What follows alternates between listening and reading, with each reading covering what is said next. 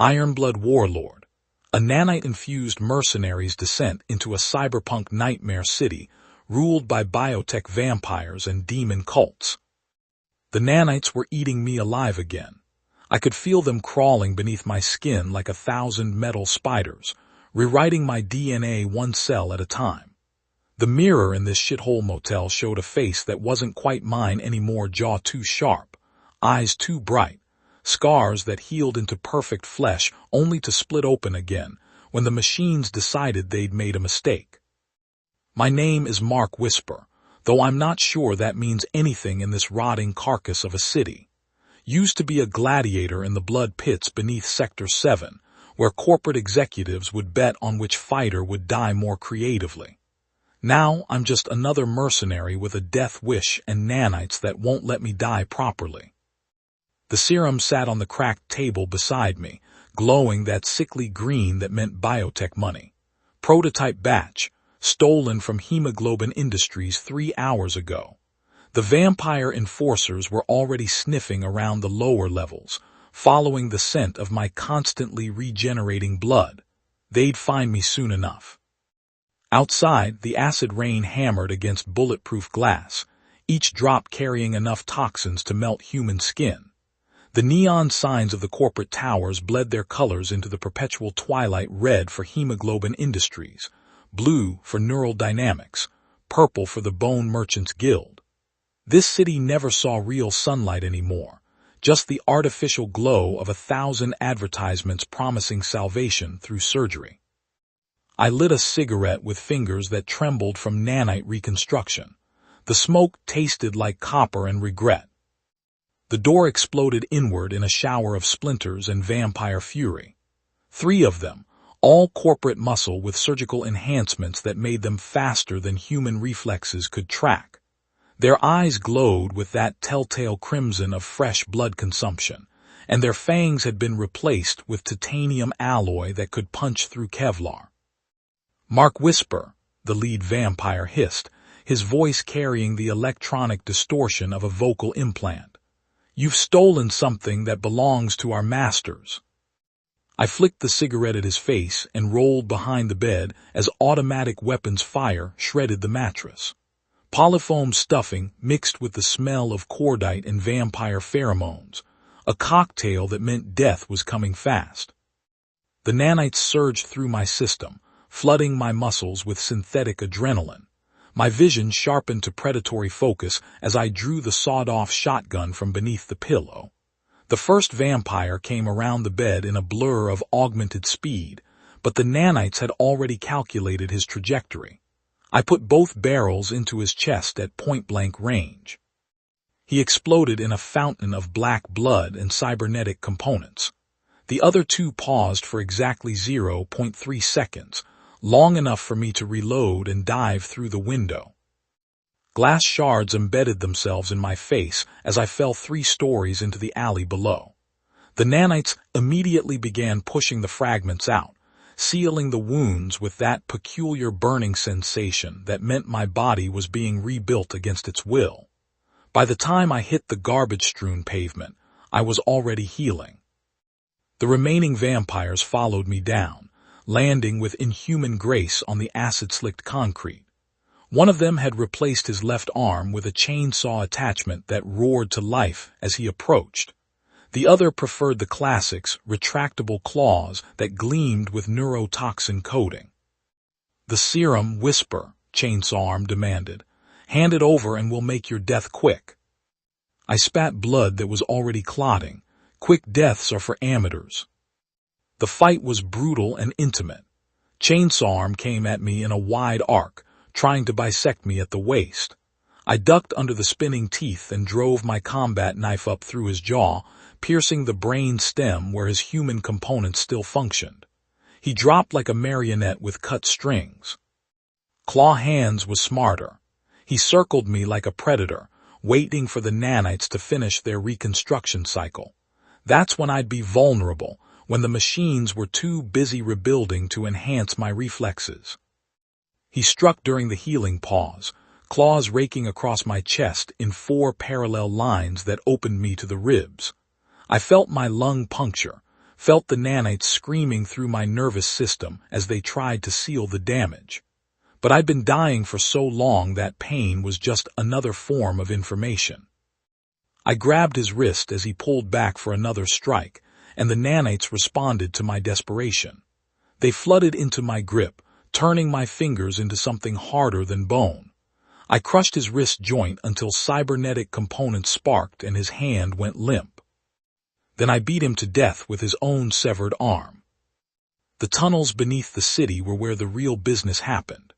Down here, away from corporate surveillance and acid rain, the vampire clans had carved out their territories in blood and darkness.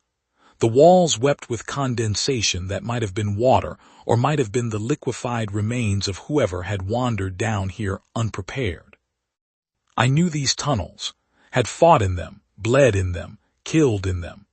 The gladiator pits were just one level down from where I walked now, following the scent of ozone and fear that meant I was getting close to the Crimson Syndicate's headquarters. The serum felt heavier in my jacket pocket with each step.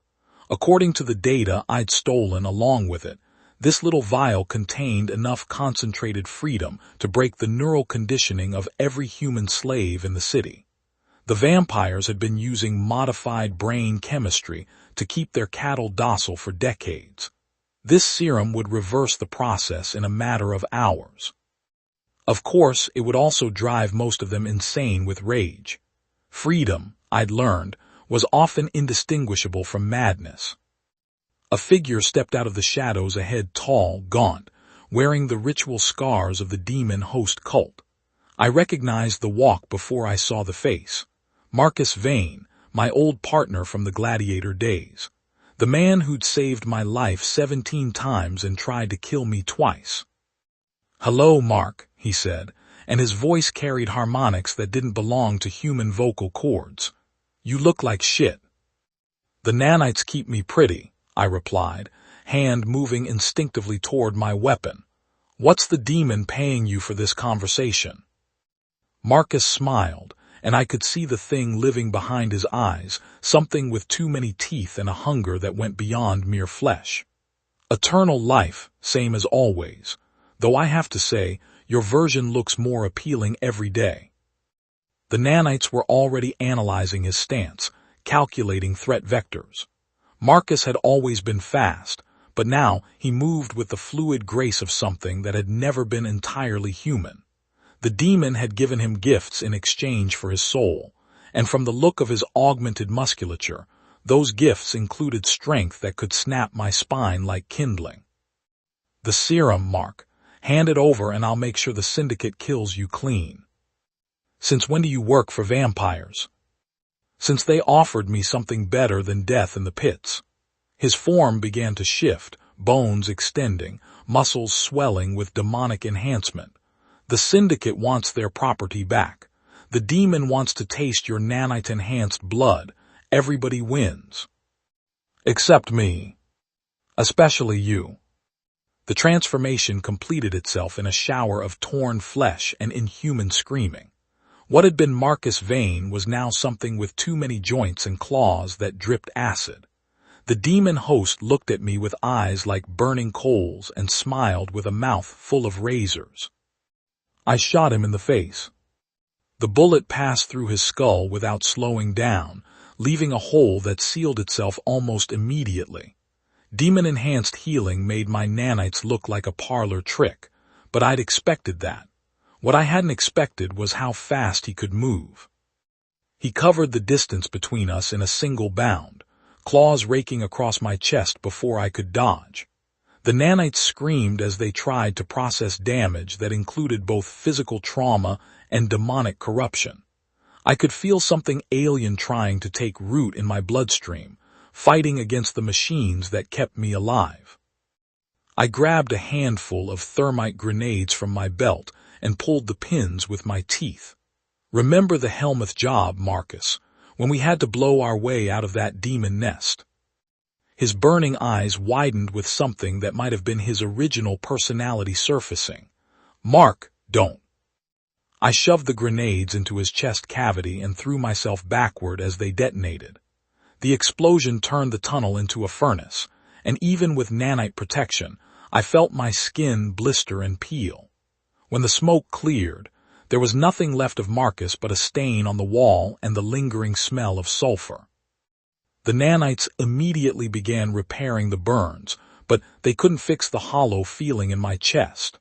Marcus had been the closest thing to a friend I'd had in this city. Now, he was just another casualty of my stubborn refusal to die properly. Hemoglobin Industries occupied 47 floors of the Tower of Thorns, the massive spire that dominated the city's skyline like a chrome and glass middle finger pointed at whatever gods might still be watching. I'd infiltrated corporate headquarters before, but never while being actively hunted by their entire security apparatus. The elevator shaft was a vertical highway of death, patrolled by security drones with facial recognition software and orders to shoot on sight. But the nanites had given me advantages that most infiltrators lacked. I could survive falls that would liquefy normal humans, and my constantly changing cellular structure made me difficult for automated systems to track. I climbed the outside of the building, using the decorative gargoyles and architectural flourishes as handholds. The acid rain had eaten away at the building's facade over the decades, leaving plenty of cracks and crevices for someone desperate enough to exploit them. By the time I reached the 38th floor, my fingers were raw and bleeding, but the nanites had already begun reinforcing my grip strength. The window I chose belonged to a conference room where Hemoglobin's board of directors was holding an emergency meeting. Through the reinforced glass, I could see them, a collection of vampires, cyborgs, and heavily modified humans arguing over holographic displays that showed my face from 17 different angles. I recognized the man at the head of the table immediately, Victor Sanguine, CEO and primary shareholder of Hemoglobin Industries. He'd been turned sometime in the early days of the corporate wars, when vampire augmentation was still experimental. The process had left him with abilities that made him nearly immortal, but it had also cost him most of his humanity. Sanguine was speaking, his voice carrying the authority of someone who owned human lives by the thousands. The serum represents a significant investment in our livestock management program. Its theft cannot be tolerated. One of the board members, a woman with cybernetic eyes that glowed like blue LEDs, leaned forward. Our projections show that if the serum is deployed citywide, we'll lose 60% of our human assets within the first week. The financial implications are irrelevant, Sanguine interrupted. This is about control. If we allow one mercenary to steal from us with impunity, every 2-bit revolutionary in the city will think they can do the same. I'd heard enough. The window exploded inward as I came through it in a shower of glass and fury. The nanites had flooded my system with combat stimulants, turning my vision into a tactical overlay that highlighted weak points and threat assessments. The first board member died before he could reach the panic button, my knife opening his throat in a spray of arterial blood. The woman with cyber eyes was faster, drawing a plasma pistol that could have cut me in half. But the nanites had already calculated her firing angle, and I was moving before she pulled the trigger. The plasma bolt seared past my head, close enough to singe my hair. I tackled her across the conference table, and we went down in a tangle of limbs and expensive suits. Her cybernetic enhancements gave her strength, but the nanites gave me something more valuable, the ability to ignore pain. She drove her knee into my ribs hard enough to crack bone, but I held on, wrapping my hands around her throat. The cyber eyes flickered and went dark as I crushed her windpipe. The rest of the board was scrambling for the exits, but Sanguine remained seated, watching me with the detached interest of a scientist observing a particularly interesting specimen. "Mark Whisper," he said, his voice carrying centuries of accumulated authority. "The gladiator who refuses to die. I've been following your career with great interest." I wiped blood from my mouth, tasting the metallic tang of nanite reconstruction. Flattering. Now let's talk about your serum. Ah yes, the freedom formula. Quite ingenious, really. We've been using neural conditioning to keep our human assets docile for decades. This serum reverses the process completely. He stood, moving with the fluid grace of a predator. Of course, the side effects are rather unfortunate. Enlighten me. Madness primarily. You see, the human mind isn't designed to process the full horror of its situation all at once. The conditioning isn't just about obedience, it's about psychological survival. Remove it too quickly, and the subject experiences what we call reality shock. Most of them die within hours, usually by their own hand. The nanites were screaming warnings through my nervous system. Sanguine was moving closer, and I could smell the predator musk that meant he was preparing to strike. But there was something else, a scent like ozone and burning metal that suggested he'd been augmented beyond normal vampire capabilities. So the serum is useless, I said, backing toward the shattered window. Not useless, weaponizable. Deploy it in the right concentrations, in the right locations, and you can turn an entire district into a madhouse. Quite effective for eliminating rival territories. He struck without warning, moving faster than human eyes could track. But the nanites had been monitoring his muscle tension, his breathing patterns, the micro-expressions that preceded violence. I was already moving when his claws raked the air where I'd been standing. The fight was unlike anything I'd experienced. Sanguine had been augmented with military-grade vampire enhancement strength that could crush steel, speed that made bullets seem slow, and reflexes that bordered on precognitive. But the nanites had been learning from every fight I'd survived, adapting and evolving with each near-death experience. He caught me with a backhand that sent me crashing through the conference table. Wood splinters embedded themselves in my face as the nanites immediately began damage assessment. 3 ribs cracked, possible concussion, internal bleeding that was already being sealed by microscopic repair units. I rolled aside as his foot came down where my head had been, leaving a crater in the marble floor. The nanites flooded my system with synthetic adrenaline and combat stimulants, turning pain into fuel for violence. My knife found the gap between his ribs, sliding between enhanced bone and cybernetic muscle. He roared, a sound that shattered the remaining windows and backhanded me across the room. I hit the wall hard enough to crack the reinforced concrete. But the nanites were already adapting, analyzing his fighting style and calculating countermeasures. When he came at me again, I was ready. I caught his wrist as he swung, and the nanites turned my grip into something that could crush titanium. His enhanced bones held, but I could feel the cybernetic components beginning to fail under the pressure. We went down together, rolling across the floor in a tangle of claws and fury. He was stronger, faster, more experienced. But I had something he didn't, the absolute certainty that I was already dead, and the nanites' stubborn refusal to let me stay that way. I got my hands around his throat and squeezed. Enhanced vampire physiology meant he didn't need to breathe, but the nanites had identified the neural interface that connected his consciousness to his augmented body. I crushed it between my fingers like a grape.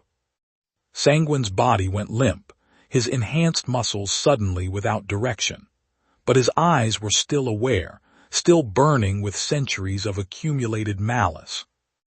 "The serum," he whispered, his voice barely audible through his damaged throat. "You don't understand what you're unleashing." "Enlighten me." "The Tower of Thorns weaponization chamber, they're going to deploy it citywide." His eyes went dark, and Victor Sanguine, CEO of Hemoglobin Industries, died with a sound like escaping steam. The upper levels of the tower were a fortress designed to withstand everything from nuclear strikes to demonic incursions. Automated defense systems tracked movement through infrared and motion sensors, while security drones patrolled the corridors with enough firepower to level city blocks. But the nanites had been learning from every security system I'd encountered. building a database of vulnerabilities and countermeasures. They guided me through blind spots in the surveillance network, past laser grids that could slice through steel, around pressure plates that would have triggered enough explosives to vaporize the entire floor. The weaponization chamber was on the 93rd floor, behind blast doors that could withstand direct hits from orbital bombardment platforms. But the nanites had identified a weakness: the ventilation system that kept the chamber's delicate equipment from overheating. I crawled through ductwork that was barely wide enough for my shoulders, following the scent of ozone and fear that meant I was getting close. The nanites were working overtime to suppress my claustrophobia, flooding my system with artificial calm that felt like drowning in cotton. The chamber was a cathedral of chrome and glass, filled with equipment that hummed with barely contained energy. At the center stood a device that looked like a cross between a particle accelerator and a medieval torture device: the mass deployment system that could turn my stolen serum into a city-wide weapon. And standing beside it, very much alive despite the hole I'd put through his skull, was Marcus Vane. "Hello again, Mark," he said, and his voice carried harmonics that made my teeth ache. "Miss me?" The demon had rebuilt him from the inside out, replacing destroyed tissue with something that was part flesh, part nightmare. His face was a patchwork of human features and alien geometry, with eyes that burned like stars and a mouth full of teeth that belonged to something that had never been born on Earth. "The thermite should have killed you," I said, drawing my weapon. "Death is just another form of transformation," he replied, moving toward the deployment system. "The demon taught me that. Pain, suffering, loss, they're all just ingredients in the recipe for transcendence." The serum was already loaded into the device, its sickly green glow casting shadows that seemed to move independently of their sources. Marcus's transformed hands danced over the control panel with inhuman precision, entering codes that would turn my theft into the city's doom. "You know what this will do," I said, raising the gun. "I know what it's supposed to do, but the demon has shown me possibilities that your limited human imagination can't grasp." His burning eyes fixed on mine. "The serum doesn't just break conditioning, Mark. It opens minds to realities they were never meant to perceive. Deploy it citywide and you don't get freedom, you get revelation." "Revelation of what?" "That this reality is just a thin skin over something much more interesting. The demons, the vampires, the corporate overlords, they're all just symptoms of a deeper truth. This city, this world, it's all just a feeding ground for things that exist in the spaces between thoughts." The nanites were screaming warnings through my nervous system. Whatever Marcus had become, it was beyond their ability to analyze or predict. But I'd survived this long by trusting my instincts over my technology. I shot him in the chest, center mass, with enough force to punch through Kevlar. The bullet passed through him like he was made of smoke, leaving no wound, no blood, no evidence that he was still bound by physical laws.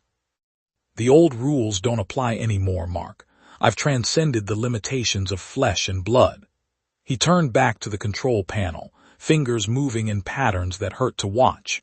"In 30 seconds, every human slave in this city will experience true freedom for the first time in their lives. Most of them will die from the shock. The survivors will become something new." I emptied the clip into him, each shot passing through his transformed body without effect. The nanites were flooding my system with combat stimulants, but they couldn't enhance weapons that had no target to hit. 20 seconds. I tackled him, expecting to pass through his incorporeal form. Instead, I hit solid flesh and bone, and we went down together in a tangle of limbs and fury. The demon had made him selectively tangible, able to interact with the world when it suited his purposes. 15 seconds. His claws raked across my chest, opening wounds that the nanites immediately began sealing. But there was something wrong with the healing process. The cuts were staying open longer than they should, as if his demonic essence was interfering with my technological resurrection. 10 seconds. I got my hands around his throat, feeling flesh that was simultaneously solid and ethereal. The nanites were screaming as they tried to process sensory data that violated every law of physics they'd been programmed to understand.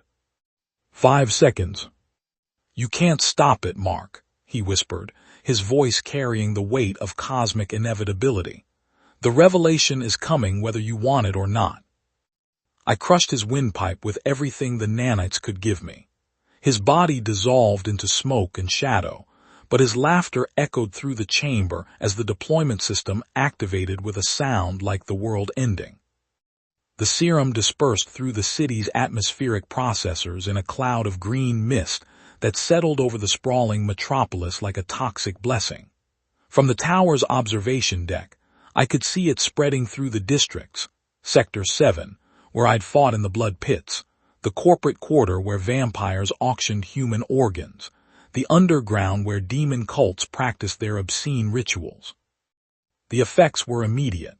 Throughout the city, human slaves began to scream as decades of neural conditioning dissolved like sugar in acid rain. Some collapsed as their minds tried to process the full horror of their existence. Others turned on their vampire masters with the fury of the truly awakened. Most simply stood in the streets, staring at the sky with eyes that had seen too much truth too quickly. The nanites were changing too. I could feel them evolving in response to the serum's influence, their programming adapting to new parameters that I didn't understand. They were no longer just repairing my body, they were rewriting it, turning me into something that could survive in a world where the old rules no longer applied. My reflection in the tower's windows showed a face that was becoming less human with each passing moment. The nanites had given me strength, speed, and the ability to heal from wounds that should have been fatal. But they were also consuming my humanity one cell at a time, replacing human tissue with something more efficient, more adaptable, more alien. The choice was simple, really. I could fight the nanites' influence, try to hold onto what remained of my original self, and watch as the city tore itself apart in an orgy of revelation and madness.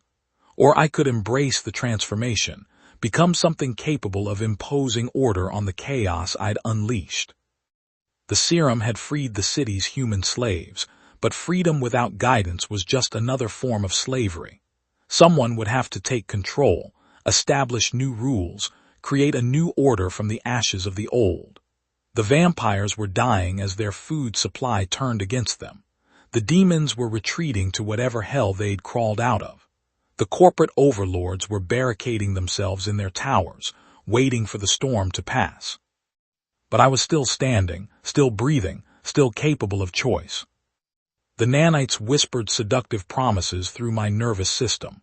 They could make me strong enough to rule this city, wise enough to guide its transformation, ruthless enough to do what needed to be done.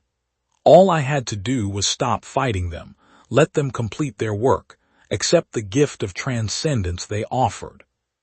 I looked out over the burning city, watching as centuries of oppression dissolved in screams and blood. The serum had given these people freedom, but freedom was just the first step. What they needed now was leadership, direction, someone willing to make the hard choices that would determine whether they built something better from the ruins or simply created new forms of suffering. The nanites were right about one thing: I was already dead. Had been since the day they'd first entered my bloodstream, turning me into something that existed in the space between human and machine. The only question was whether my death would have meaning. I made my choice. The transformation completed itself in a cascade of silver fire that rewrote every cell in my body.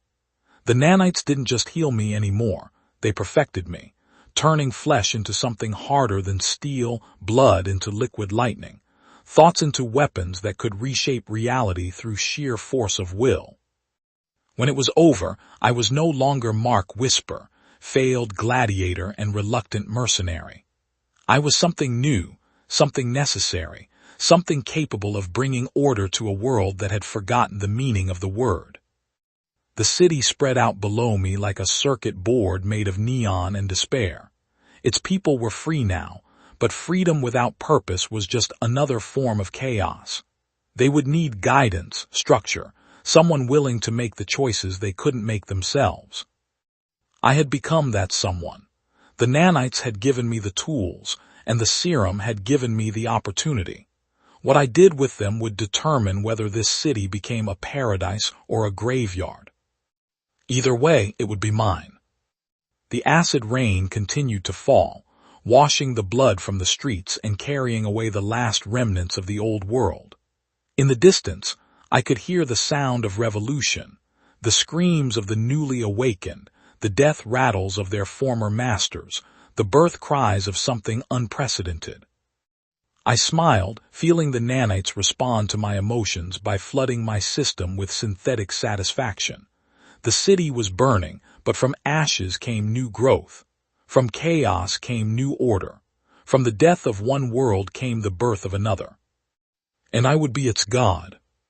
Thank you for listening. If you enjoyed this story, consider subscribing for more journeys. Share your thoughts in the comments and stay tuned for the next adventure.